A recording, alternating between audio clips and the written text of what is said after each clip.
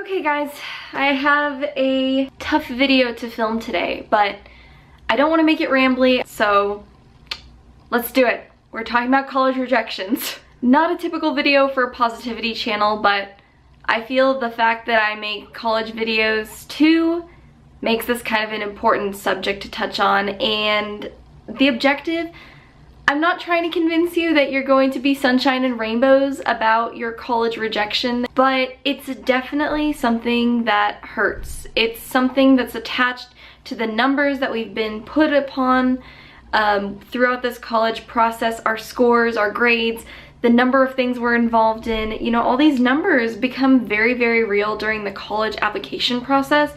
And my point through this video is to make sure that you don't feel devalued. Know that things kind of have a way of working out, and I was kind of inspired to make this video after I saw a YouTube comment on one of my own videos about someone who hadn't gotten into UT and they seemed really upset about it. I wish that I had gotten to talk to them a bit more, but after hearing that experience, I realized how real the feeling of rejection from not getting into the right college can feel like. And if you want to take this as a general rejection video, sure, like, go for it. But this is just something that has been sitting on my mind, and I want to make sure that I'm discussing it with you guys.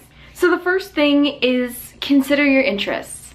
I wrote a blog post, it was last year, definitely, after I had actually gotten rejected from a safety school of mine. I'll talk about it in a later video too for sure, but it definitely made me consider my interests. I started to think, you know, I was like, I did an interview for the school too. I really didn't think that I had to, but I did it anyway because I wanted to get to know people and such. And after that, I was kind of like, well, am I bad at interviewing? And then that turned into, am I bad at interacting with people? And that turned into, am I bad at business? And I can't tell you that yes or no yet. I love business. It's something that's interesting to me. Marketing is something that I'm passionate about right now, but life happens, things change, and I was starting to feel some of those things just a few hours after receiving not even a rejection email, but like a waitlist email from them. And it just really, really hit me badly. So I know that that feeling can definitely happen, and it's so, so real. I don't want you guys to think anything otherwise. Another thing too is I suggest, if you're in this situation, take time to look back at your essays, make sure there wasn't like a mistake in there. Look at your grades, make sure the school received everything.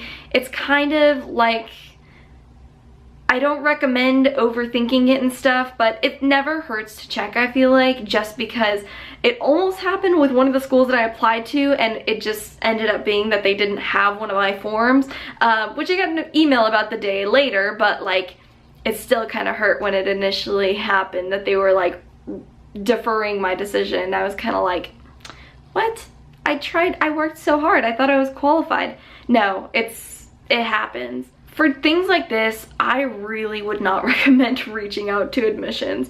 Once you've decided that like everything looks the way that it should, everything's sent the way that it did, that's about the only time that you should be talking to admissions, because they'll still have your file open for some time after you apply. But this is, they see it badly. That's the problem. Colleges, if they see that you're pushy and you're like, well, what happened? And you turn it into anger. And I think that those things reflect negatively. I've been told that they do, and I can definitely see why. Colleges don't want somebody who's like whiny and upset and things like that. And honestly, think about it too. I mean, connecting with a college, picking somewhere to go for school is a really, really big life decision. And if you're not accepting the way that it fell into place or the way that it happened, it's just gonna ruin another potential bridge somewhere down the road. Another thing too is, I can't vouch for your high school counselors. They might be fantastic, they might be terrible. I personally had a really good one.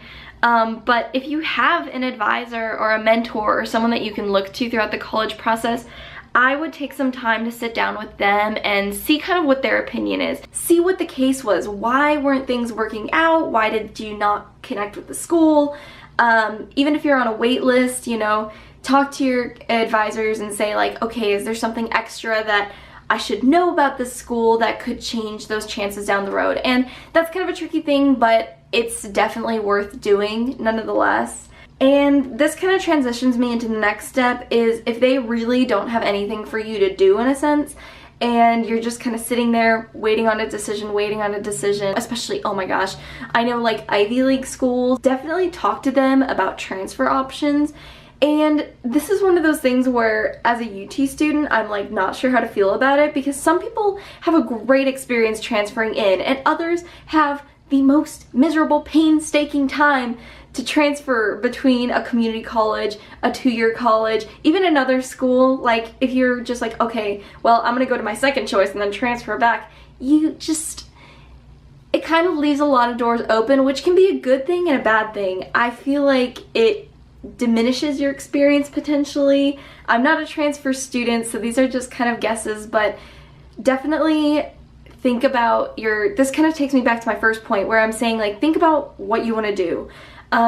Sometimes this can be a wake-up call to maybe I should take a gap year and, you know, do something for my career, which could be a good thing, could not be. Again, this is kind of one of those like personal situation things. And this is why it's so hard to talk about college rejections too, is because it's a different experience for everybody.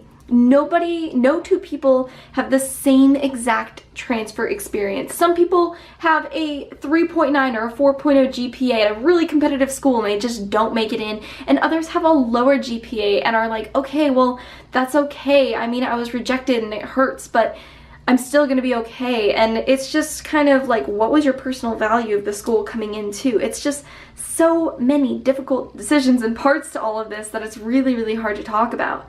If you have some kind of plan set out, I would say just jump on getting your credits done as soon as you can. Transferring them in is always going to be a little bit of a pain in the butt, but there are good people out there that are going to help you get what you need to the right place. Just really take some time, think about it, try to understand your own interests before delving into this kind of decision. And the last thing you can do is, well, not the last thing, there are plenty of options outside this video, by the way. This really comes down to a personal decision, and if you guys want to talk about it, my comment box is always open down below. And if it's not something that you feel comfortable with like posting out there on the internet, you can also send me like a direct message on Instagram and we can talk about it. I'm really, really open to helping y'all out.